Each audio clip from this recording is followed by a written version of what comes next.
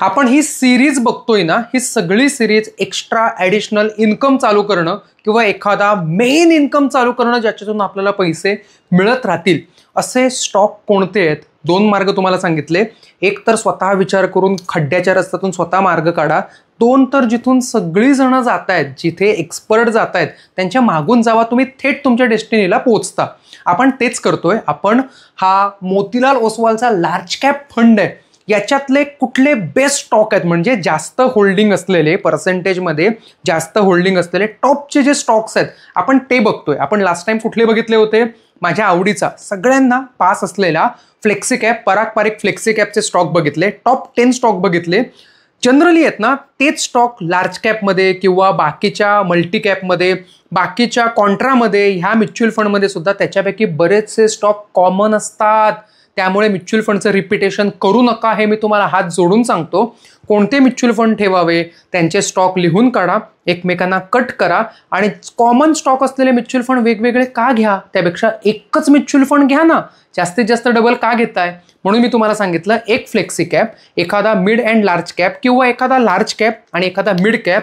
This is the best combination. जोडीला aggressively घ्यायचं असेल तर एक स्मॉल कॅपचा म्युच्युअल फंड घेणं आणि चवीला लोणच्यासारखा SBIचा कॉन्ट्रा. SBI एवढ्यासाठी कारण तो सध्या टॉपला आहे म्हणून कॉन्ट्रा घेणं. कॉन्ट्राचा अर्थ उलटं जाणं, जो पडेल त्याला घेणं याचा अर्थ कॉन्ट्रा असतं, हे लक्षात ठेवा.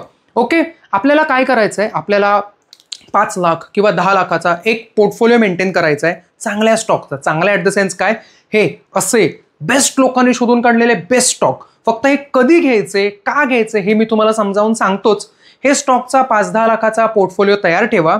जेव्हा मार्केट हलतं ना, मार्केट मूव आउट करतं, त्यावेळेला तुमचा पोर्टफोलिओ सुद्धा हलतो. एक्झाम्पल मी तुम्हाला सांगतो. पडणारं मार्केट आहे ना, आज अचानक ते मार्केट चढायला लागलं, मार्केट ते वर यायला लागलं. माझा पोर्टफोलिओ आहे हा काय खूप चांगला पोर्टफोलिओ आहे असं नाही आहे, कारण याच्यातले बरेचसे स्टॉक हे ब्लॉक झाले आहेत. मला ते वेळीच बुक करता आले नाही किंवा वेळीच मला ते घेता पण आले नाहीत. हा अत्यंत खराब आणि बोगस माझा पोर्टफोलिओ आहे. हा जरा नीट बघा. हा ओव्हरऑल आज 10,000 अप आहे. 10,000 हा अप आहे. तुम्हाला दिसतंय का? 10 लाखाचा पोर्टफोलिओ आहे. 10 लाख ही खूप मोठी गोष्ट नाही आहे इक्विटी कॅशमध्ये काम करणाऱ्यांसाठी. त्याच्यामध्ये एकाच दिवसाचं म्हणजे टुडेज गेन किती आलाय बघा. दिसतोय का तुम्हाला टुडेज गेन आलाय हा 10,900 समथिंग. ओके, म्हणजे आजच्या दिवशी मला हे 10,000 मार्केट अप आल्यामुळे मिळालेत. समजा मी ही नाही काढले ना हे पैसे बाहेर, तर ते उद्या परत खाली जाणार, तो स्टॉक परत तो वर येणार, ते फिरत राहणार. स्क्रीनवरचा प्रॉफिट आपला नाही. समजा मी माझ्या पोर्टफोलिओतले 10,000 रुपयाचे काही युनिट, काही स्टॉक कुठले पण जे मला वाटले ग्रीनमध्ये आहेत, समजा ते मी काढून घेतले, तर मी माझ्या पाणी घुसळून आलेलं लोणी आहे ना, ह्याच्यावरचं लोणी काढून घेतलंय. परत पाणी घुसळेल, परत त्याच्यावरती लोणी येईल. हीच प्रोसेस करत जर का मी राहिलो तर माझं आठवड्याचं, महिन्याचं इन्कम बनतं, हे लक्षात ठेवा. पूर्ण लक्षात ठेवा. माझ्या अशा इन्कमने मी माझा एक पॅरलल पगार पाडू शकतो. हे पाडता येतं, ही सिद्ध पद्धत आहे. जर का 10,000 मी काढून घेतले तर ह्याच्यातले 5,000 मी वापरेन, उरलेले 5,000 सेपरेट ठेवेन. जेव्हा मार्केट परत पडेल, जेव्हा माझा हाच पोर्टफोलिओ 1 डेचा लॉस 9-10 हजार दाखवेल, त्यावेळी हेच 5,000 मी त्यात टाकेन. कदाचित विकलेल्या स्टॉकमध्ये परत टाकेन किंवा नवीन स्टॉकवर टाकेन.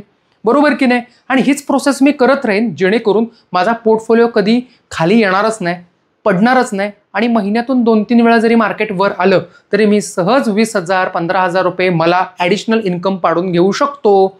पोर्टफोलिओ पण वाढतोय, शेअर सुद्धा आहेत आणि वरच्या व्याजावरती माझं घर सुद्धा चाललंय. किती छान समीकरण जुळतं. पण याच्यात प्रॉब्लेम काय होतो? स्टॉक नेमके कोणते घ्यावे, कधी, का घ्यावे, ह्या गोष्टी कळत नाहीत. मग काय होतं? ज्याच्यावरती तुम्ही व्याज काढताय ते खालचे स्टॉक एवढे मजबूत पाहिजेत ना की त्याने डिव्हिडंड सुद्धा चांगला द्यावा किंवा त्यांची ग्रोथ सुद्धा अशी वर जावी, जेणेकरून तुम्ही कधीही घ्या, कधी काढा, तुम्हाला ग्रीनमध्ये अवेलेबल ताजा पैसा मिळावा. ह्याच गोष्टीसाठी आपण हे बघतोय. आता आपण ॲनालिसिस करतोय मोतीलाल ओसवालचा लार्ज कॅप. आपण मोतीलाल ओसवालचा मिड कॅप, जो की खरंच बेस्ट आहे बरं का, बेस्ट ॲट द सेन्स खूप चांगला आहे. माझ्या फॅमिलीचा HDFC मिड कॅप ऑपॉर्च्युनिटी आहे, पण माझ्या स्वतःचा मोतीलाल ओसवालचा मिड कॅप आहे, माझ्या स्वतःचा आहे. याच्यात मला जेव्हा कधी पैसे मिळतात, मार्केट डाऊनला असेल मी पैसे टाकतो. लार्ज कॅप ही अशी गोष्ट आहे, तुम्ही कधीही पैसे आले तर कधीही टाकू शकता लार्ज कॅपमध्ये. त्याचं जे अपडाऊन असतं, व्हेरिएशन, हे काय खूप मोठं नसतं. एक बारकसं व्हेरिएशन असतं. तर मी SIP सारखी गोष्ट तुम्ही याच्यामध्ये चांगल्या प्रकारे करू शकता लार्ज कॅपमध्ये. माझ्याकडे ना हे शेवटचे पैसे उरलेत बरं का, मी जास्त रिस्क घेऊ शकत नाही किंवा हे पैसे आहेत माझे, हे गुंतवेन पण मला कधी पण काढावे लागतील. तर अशा वेळचे असे पैसे लार्ज कॅपमध्ये टाकायचे हे डोक्यात पक्क ठेवा. Blue chip best stock, large cap हे बेस्ट स्टॉक असतात. मार्केटमध्ये फक्त हार्डली 50च लार्ज कॅप आहेत, 50-100 लार्ज कॅप आहेत, उरलेले 100 मिड कॅप आहेत आणि जे उरलेले 6,500 आहेत ते सगळे स्मॉल कॅप आहेत. हे डोक्यात पक्क ठेवा.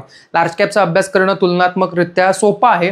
ज्याच्याकडे भरपूर पैसा आहे तो त्याचा बिझनेस कसा पण वाचवतो. त्याच्याकडे मोकार 10 ट्रिलियन, 9 ट्रिलियन, 12 ट्रिलियनच्या ज्या गोष्टी आहेत, जसं की HDFC 7-8 ट्रिलियनची आहे, तुमचा TCS 3-4 ट्रिलियनचा आहे. मान्य आहे त्याचे डबघाईला आले TCS वगैरे, पण ते कधीही वर येऊ शकतात. कुठल्याही ऑपॉर्च्युनिटीत कुठेही पैसे घालून R&D लावून ते काम करून आपलं काम मार्गी लावू शकतात. ही ताकद त्यांच्यात आहे. पैसा गरजेचा आहे, लक्षात ठेवा. ज्यांचे रूट स्ट्रॉंग आहेत ते झाड कधीही वरती वाढेल. Hindustan Unilever large cap company आहे. हिंदुस्तान युनिलिव्हर बरोबर. समजा उद्या एखादा नवीन प्रोडक्ट काढायचं असलं, एक कुठलं पण पकडा, मल्टीपर्पज सोप जो तुम्ही हातालाही लावाल, अंगालाही लावाल, अँटीसेप्टिक म्हणून पण वापराल आणि केसांना पण लावाल, असा मल्टीपर्पज सोप काढला.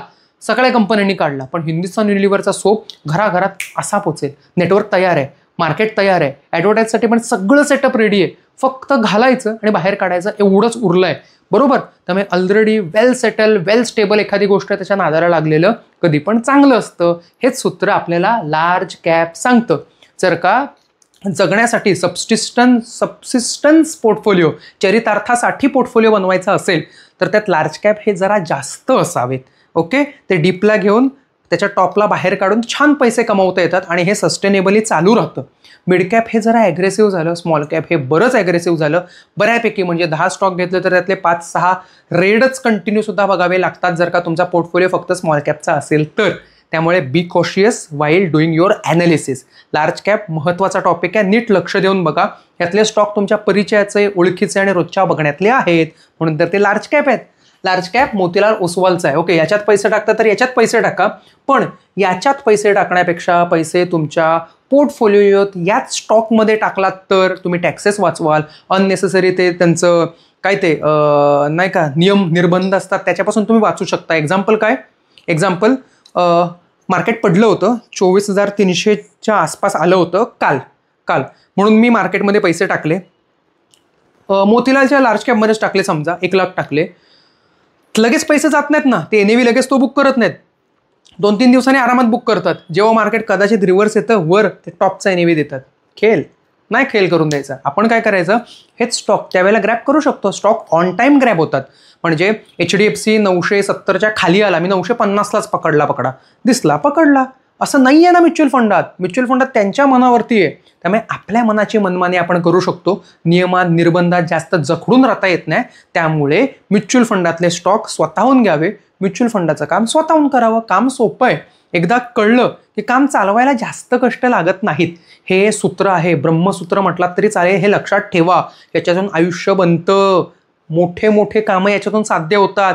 पॅरलल पगार पडत असला ना, माणूस निवांत असतो, कॉलर ताठ असते. ऑफिसमध्ये 5 लोक आहेत, पैकी 2 लोकांचे ॲडिशनल बिझनेस आहेत, त्यांना तिथून पण इन्कम येतो, ऑफिसचा पगार पण पडतो. निवांत असतात, चिल्ड लोक असतात ते एकदम. आणि जे 3 आहेत फक्त ऑफिस 9 ते 7, 9 ते 6, परत घर, झोप आणि परत ऑफिसमधून येणाराच त्यांचा इन्कम आहे. ही वेगळी लोक असतात. त्यामुळे निवांत राहा, साईड इन्कम चालू राहू द्या. 1, 2, 3, 4 इन्कम चालू राहू द्या. पैशाचंच समानार्थी नाव कॉन्फिडन्स आहे. कॉन्फिडन्सच मी तुम्हाला देतोय, शिकून घ्या.